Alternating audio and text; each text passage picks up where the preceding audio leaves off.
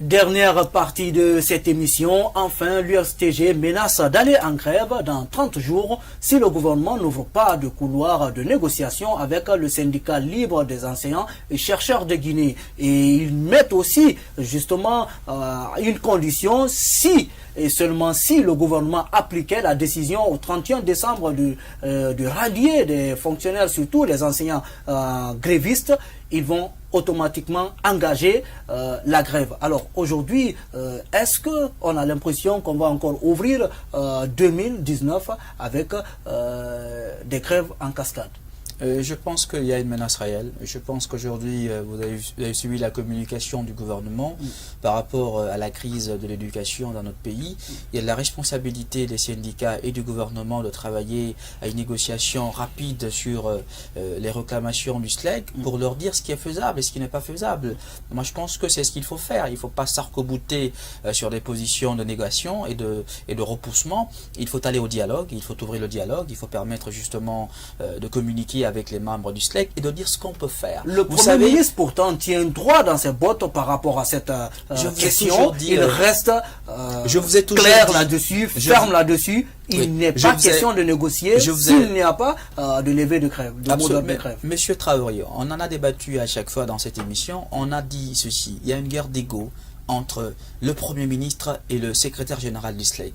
Je pense qu'il faut que ça s'arrête. On est en train de sacrifier les enfants. Il faut prendre en compte le fait très important qu'on ne peut pas payer un enseignant, mais que l'enseignant aussi doit comprendre que l'État n'a pas que les enseignants à gérer, et que dans cette situation complexe, il y a le strict minimum, le juste minimum à prendre en cause. Les syndicats ont le droit d'aller en grève, ils ont le droit de réclamer de meilleures conditions de vie, mais les enfants aussi ont le droit à l'éducation. Qui joue alors à la sourde oreille? Mais justement, les deux parties jouent à la sourde oreille, parce que chacun pense qu'il a raison, et chacun pense faire du mal à l'autre. En réalité, on fait du mal à la Guinée et aux Guinéens. Je pense qu'il faut qu'on arrête cela, et qu'on ait à un moment donné le sentiment de la redevabilité et de la responsabilité historique. J'interpelle sincèrement le Premier ministre Ibrahima Kassori Fofana à aller vers le SLEG.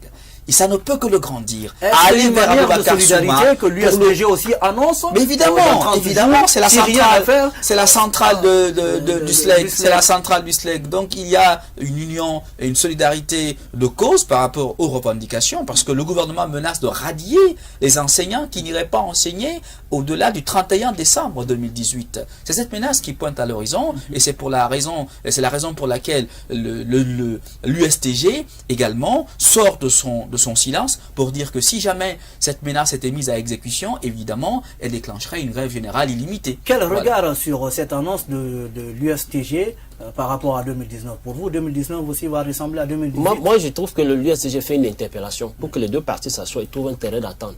On ne peut pas se camper sur le radicalisme à outrance qu'on est en train d'observer dans cette crise éducative. Vous voyez un peu? Et donc, quand vous parlez de radicalisme, c'est de quel côté? Ça veut dire que toutes les parties campent sur leur position. C'est comme ils viennent de le dire, on peut trouver un terrain d'entente, on peut trouver le juste milieu pour permettre à l'éducation de reprendre, pour que les élèves... Si le gouvernement n'entend pas négocier sans une levée de mot de grève, et que le SLEG aussi n'entend pas lever son mot de grève, si rien n'est proposé... Vous savez, en matière de négociation, il y a ce qu'on appelle souvent des concessions. Il faut que chacune des parties fasse une concession pour arriver à s'asseoir à la table de négociation et trouver une conclusion satisfaisante. Mais si ça trouve qu'il y a des préalables qui sont de nature non consensuelle, alors on va continuer à assister à cette crise.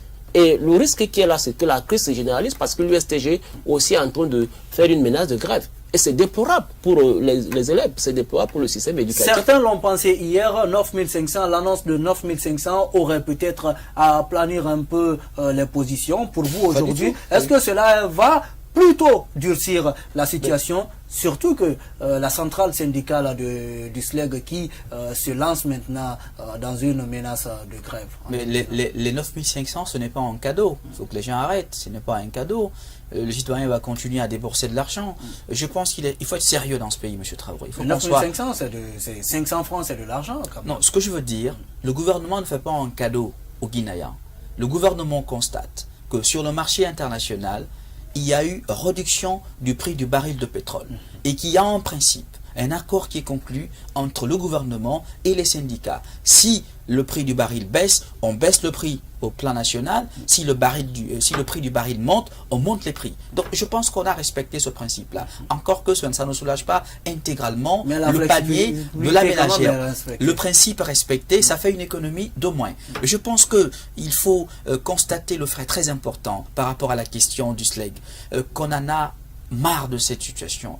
On en a assez, Monsieur Traoré, de tergiverser sur les revendications salariales. Il y a beaucoup de questions qui minent notre éducation, la qualité des formations, la qualité des ressources humaines. Le budget quand même l'a fait savoir lors de son passage à l'Assemblée que aujourd'hui la revendication aurait dû être plutôt pour l'amélioration du niveau du secteur de l'éducation que une revendication salariale. Les deux vont de pair. C'est-à-dire, on fait quoi? Dans l'enseignement ou dans la fonction publique, il y a 3 grades. Il y a la hiérarchie A, la hiérarchie B et la hiérarchie C. On a 3 catégories d'enseignants. Les enseignants de la catégorie C, de la catégorie B et de la hiérarchie A. Alors, est-ce qu'on va donner un salaire équivalent à un enseignant de la hiérarchie A à un enseignant de la hiérarchie B? La question a été reprendue dans cette émission. Mais justement, mais moi je pense qu'il faut ouvrir le dialogue pour qu'on sorte de cette cacophonie inutile sur une question de salaire. Qui doit avoir tel montant? En fonction de quoi? Pourquoi on va donner tel montant à telle personne? Qu'est-ce qu'il fait pour cela? Et je pense qu'il faut poser le débat pour qu'on comprenne que on ne peut pas donner le même salaire à tous les enseignants parce que tous les enseignants n'ont pas le même niveau de formation. Voilà la vérité. Réaction rapidement par rapport à cette analyse de ministre Condé dans cette émission. Est-ce qu'il faut aujourd'hui classifier la question qui tourne autour du salaire de base de 8 millions? Non, mais une des solutions qu'on peut trouver, c'est de trouver une grille salariale qui est satisfaisante à tous les niveaux d'échelle au niveau de l'éducation. Moi, ce que je suis en train de dire, au lieu de rester campé dans des positions où personne ne veut céder et que c'est l'éducation qui en pâtit, alors le problème demeure. Il faut chercher un terrain d'entente, une solution pour que les enfants retournent à l'école. Et vous, qui doit faire le premier pas? Les deux parties doivent faire le premier pas. Le premier pas, il y a le SLEG qui dit quand même de son côté qu'ils sont disposés à négocier. Non, en matière de... Non, prenez un médiateur. Le peuple est médiateur. Et il faudrait que les deux parties fassent des concessions pour pouvoir s'asseoir à la table de négociation. Ce n'est pas un jeu de dupes. Il y a telle position, il faut n'encaisser pas ma position, je ne fléchis pas. Non, c'est un État qui engage sa responsabilité. C'est un syndicat qui engage sa responsabilité par rapport à la question centrale, thématique, qui est celle de l'éducation. Ce n'est pas une question de personne, ce n'est pas une question d'humain, de personne. Ce n'est pas une question d'orgueil personnel. Si vous ne faites pas ça, nous ne faisons pas ça. On a besoin d'une solution viable qui soit de nature à redonner de la crédibilité à cette éducation. Au lieu que ce ne soit que des conflits, des querelles entre personnes qui veulent se faire valoir des positions et des pouvoirs. Pour vous, aujourd'hui, avec cette crise, est-ce que nous allons assister, en tout cas, à des évaluations crédibles? Je pense qu'on a fait honte à notre pays. C'est honteux, M. Traoré. Si vous êtes patriote, vous êtes un Guinéen patriote, fier d'être Guinéen, vous n'avez que mal au cœur.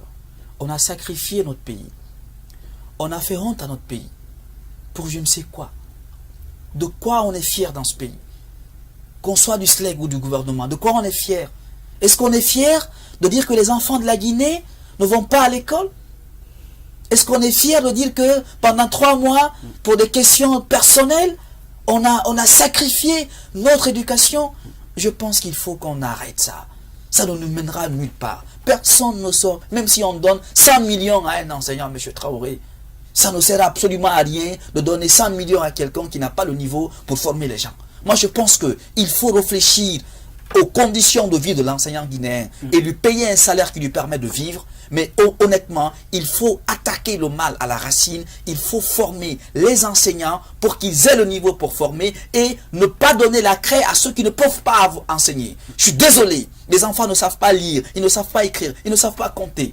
Et la base, c'est l'élémentaire. Nous, on forme à l'enseignement supérieur. Un enfant qui n'est pas formé à l'élémentaire, il vient au collège, c'est vide. La tête est vide. Il vient au lycée, la tête est vide. À l'université, c'est un bidon vide qu'on a. Il faut qu'on arrête. Le système, c'est 25%. L'élémentaire met 25%, le secondaire met 25%, le supérieur met 25%. C'est cela la question. On est là en train comme si c'était un gâteau qu'on devait se partager. Mais c'est ridicule ce qui se passe dans notre pays. C'est indignant et c'est révoltant. Il faut qu'on se ressaisisse et qu'on étudie de façon technique, qu'on sort de la mamaya autour de l'argent, qu'on ne voit pas l'argent, mais qu'on voit les problèmes de fond. Le problème de fond, c'est l'éducation de la Guinée qui est malade et qu'il faut soigner. Voilà. Voilà, Jean Amougou, rapidement, pour vous, aujourd'hui, quel constat à faire justement de cette question dans le pays? Surtout que nous tendons aujourd'hui vers la mi-année, pratiquement vers la fin d'année scolaire, Quel est l'objectif fondamental de l'éducation? C'est de former, de produire un être humain capable de pouvoir mettre en valeur son potentiel. Enseigner et éduquer. Vous voyez un peu, c'est de faire des citoyens cultivés, instruits, capables de continuer à l'avancement du pays. Mais si aujourd'hui ce volet-là est banalisé, croyez-vous qu'on pourra produire des citoyens honnêtes et dignes qui vont continuer à œuvrer pour l'avancement de ce pays? Alors c'est regrettable qu'après 3 mois de la rentrée scolaire, les cours ne sont pas effectifs. Comment vous voulez que ce système-là, ce niveau d'éducation soit appréciable, soit considéré? Non, mais on joue avec la formation. Et la formation, c'est le futur. Ça veut dire que nous allons continuer à nager dans la médiocrité éducative telle que nous la connaissons ailleurs. Et il ne faudrait pas que les gens continuent à dire que non, on préfère envoyer nos enfants à l'étranger parce qu'il n'y a pas d'enseignement, il n'y a pas d'éducation. Qui est responsable? Qui est responsable? La question reste posée dans cette émission. Mesdames et messieurs, nous arrivons à la fin de ce numéro d'analyse de la semaine aussi. Idrissa Condé, merci d'être passé. C'est une obligation et voilà. Bonsoir à nos Merci à Jean Amougou d'être passé. Merci beaucoup. Le débat continue chez vous. Nous vous promettons de vous retrouver très prochainement. Mais avant, nous vous souhaitons aussi une très bonne année à tous. Au revoir sur la télé du 21e siècle.